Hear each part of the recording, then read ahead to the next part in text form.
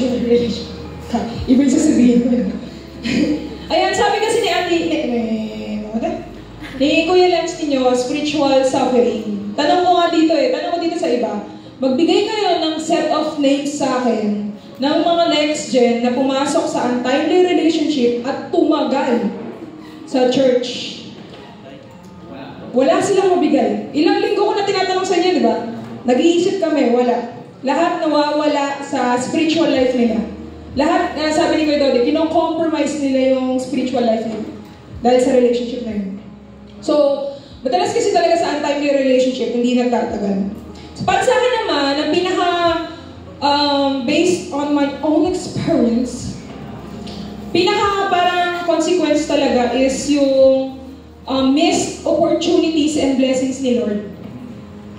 Sulit niyo yung missed opportunities and blessings ni Lord. Dahil pinilit mong pasukin ng isang bagay na hindi pa dapat, nakasakit ka na nga, nasaktan ka na, nakasakit ka pa, and ang pinaka parang masakit doon is marami kang na-miss na opportunities na ibibigay sa'yo ni Lord to grow, to heal, para i-answer yung prayers mo, di ba?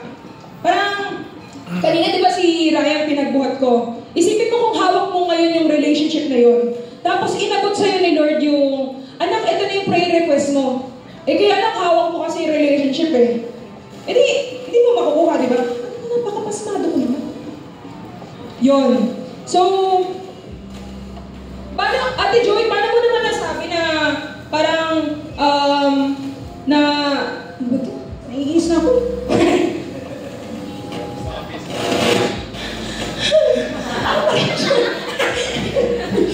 Paano mo naman nasabi, Ate Joy, na missed opportunities? Well, example ko sa sarili ko. So, iti-testify ko na inuna ko kasi dati yung relationship noon. So, akala ko wala na akong learning season, di ba?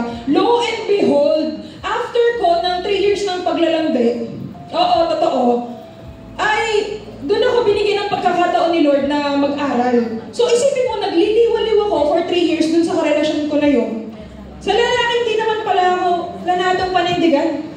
Oo, nag-prayer fast kami 1 week. Sabi ko, sige, tatanong siya, do you see me as your future wife? Di nag-prayer fasting kami 1 week. Pag-isipan natin, pagdasal natin.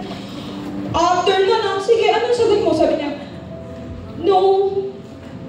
Walang closure, yun yung last words namin sa isa't isa. Then naglakad-lakad ako sa street habang umiiyak. Sabi ko, ano yun? Lugi naman yun. 3 years mong sinayang yung oras ko. Nagsasayang tayo ng pera sa isa't isa, pati ng emosyon. Tapos biglang, hindi naman pala dapat 3 years ago, 3 years earlier ako nakagraduate sa school nun. Pero okay na rin, kasi namin pinursa school din. Pero friends, tropa yun, tropa. Now, ang tanong ko lang sa inyo, sure na ba kayo, dyan sa kachat mo ngayon sure na ba kayo dyan sa kachat mo ngayon na hindi pa alam ni LG Leader? Na within 15 to 20 years, kasi di ba 14? Sabi mo, ang edad na ngayon magpakasal yung 30, mga ganun. So within 15 to 25 years, or to 20 years, yung kachat mo ngayon ay siya na yung mapapangasawa mo. Di ba? Sasabihin mo sa akin, out of kilig, yes po, Ate Joy, siya na po talaga. This is it, pansit. Kasi ganun din yung isip ko nun pero deep inside the back of my mind, hindi talaga siya. Ayaw ko lang i-acknowledge yung time na yun. So then, isa pang consequence nun, nag-lead siya into heartbreak, not just emotional, but physical. Ang sakit talaga, physical. And emotional baggage. Ang hirap dalhin ng past mistakes, guys. Ako hanggang ngayon, matakot yung makita yung ex ko. Taga-dyan lang yun. Pag may nararamdaman akong siya yun, atras ako. Ang hirap dalhin ng past, ng emotional baggage na yun. Hindi ka agad makaka-move on doon. Kahit siyempre, hindi ko naman naman tawag kay Lord yun. At saka, redeemed naman ako kay Lord. Pero, ang hirap lang na makita mo yung tao na yun na, gano'n. So, yun yung akin. Yun yung mga consequences sa tingin ko. Thank you po, no? Daldalin mo.